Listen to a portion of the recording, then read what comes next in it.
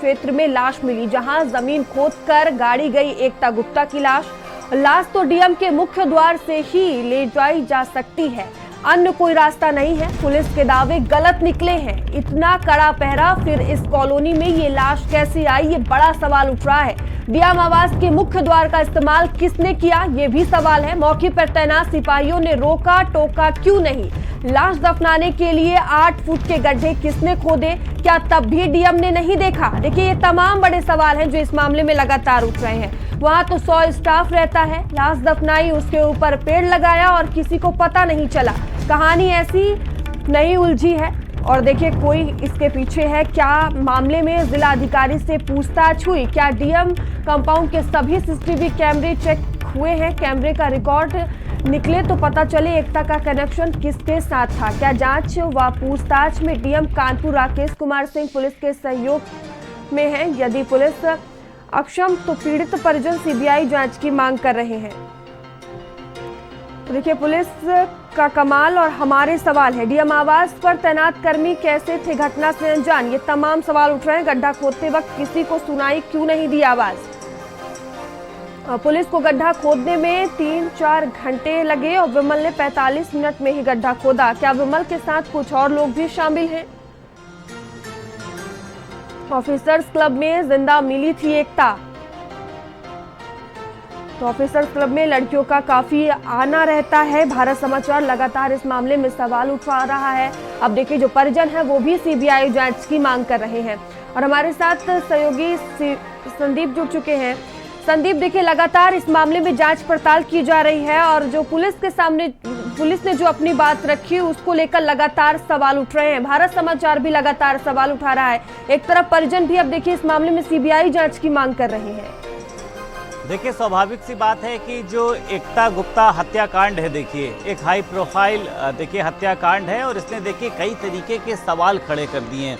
आप समझ सकती हैं कि एक जिम ट्रेनर जो है, अगर वो अपने ही ये कहा जा सकता है कि जो उनके जिम में सीखने वाले लोग हैं उनके साथ का इस तरीके का काम करेगा, पहली बात तो देखिए ये गलत है। और दूसरा, देखिए जिस तरीके से आप समझ सकती हैं कि डीएम आवास के पास खड़े होना मुश्किल होता है। आप कहीं भी डीएम के आवास की बात कर लीजिए, 4 पुलिसकर्मी बाहर बैठे होते तुरंत कहते हैं आगे भागो यहाँ से।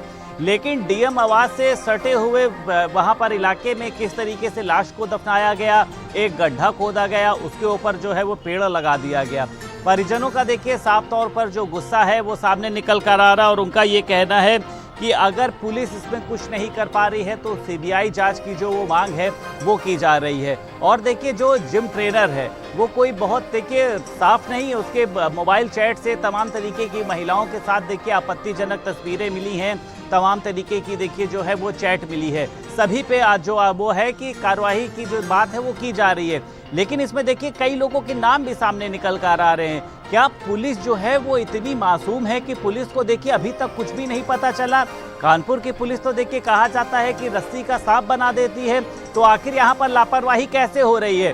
डीएम कंपाउंड के वहां पर गड्ढा खोद के एक लाश को दफना दिया जा रहा है, उसके ऊपर पेड़ उगा दिया जा रहा है। आप समझिए यहाँ पर कोई सावधान इंडिया का एपिसोड चल रहा है। एक पूरी सोची समझी सुनियोजित साजिश है। देखिए, अब इसमें यह है कि जो कानपुर के डीएम हैं वो इस जांच में कितना सहयोग करेंगे, अगर उनसे पूछताछ होती है या फिर उनसे अभी तक पूछताछ हुई है तो उसकी क्या जानकारी सामने निकल कर आई है। वहां पर सीसीटीवी कैमरे क्यों नहीं है? गेट से जब गाड़ी अंदर ले गई तो गेट का जो साइज है वो छोटा था, खुलने पे उसमें जो वो गाड़ी है उसके अंदर नहीं जाती। तो कई तरीके के सवाल देखिए पुलिस की जांच की थ्योरी पर भी खड़े हो रहे हैं। जो जिम ट्रेनर है, इसका मतलब ये है कि संदीप, देखिए जिस तरह से लगातार पुलिस ने कार्रवाई की और उसी कार्रवाई पर सवाल उठ रहे हैं, तो क्या किसी बड़े आला अधिकारी का बयान सामने आया है इस मामले को लेकर, जिस पर देखिए अब सवाल है पुलिस वालों पर ही? देखिए, सवाल तो यही उठ रहा है कि कोई बड़ा देखिए जो चेहरा है वो इसके पीछे है, तो आप भी समझ सकती हैं कि कोई नाम कैसे सामने आएगा। नाम तो तब तक सामने नहीं आएगा जब तक इस पर कोई बड़ी जांच अधिकारी, जो बड़ी जो जांच एजेंसी है वो जांच नहीं करेगी, नहीं तो मामला देखिए यूं ही रफा दफा हो जाएगा। एक महिला की हत्या कर दी जाती है, उसकी लाश को डीएम कंपाउंड से सटे हुए क्षेत्र में वहां पर गड्ढा खोद के वहां पर गाड़ दिया जाता है, आराम से उसके ऊपर पेड़ लगा दिया जाता है। एक गड्ढा पेड़ के लिए अगर आप खोदेंगी तो खुदता नहीं है। तो आप समझिए कि इतना गहरा गड्ढा कैसे खोदा गया। क्या कुदाल वहां पर, क्या फावड़ा वहां पर रखा गया था? गड्ढा खोदा जा रहा था तो आसपास किसी को कुछ कैसे पता नहीं चला?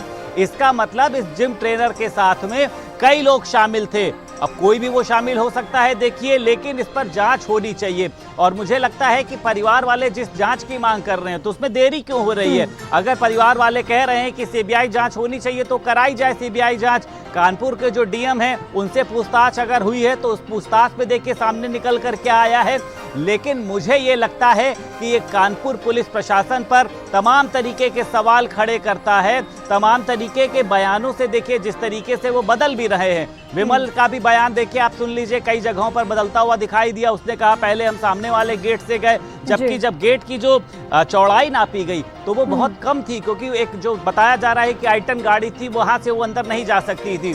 तो मुझे लगता है कि देखिए ये पूरी जो चाहे पुलिस की थ्योरी है, चाहे जो जिम ट्रेनर है उसकी थ्योरी ही गलत है। बिल्कुल संदीप, देखिए तमाम बड़े सवाल हैं जिनके जवाब मिलना अभी बाकी है। बहुत बहुत धन्यवाद आपका जानकारियों के लिए। और चलिए